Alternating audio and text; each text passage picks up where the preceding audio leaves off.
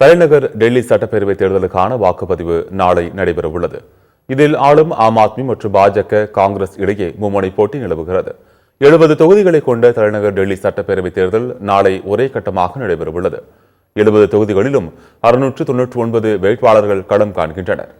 நாளை காலை 7 மணிக்கு வாக்குப்பதிவு தொடங்கவுள்ள நிலையில் பலத்த பாதுகாப்பு ஏற்பாடுகள் செய்யப்பட்டுள்ளன.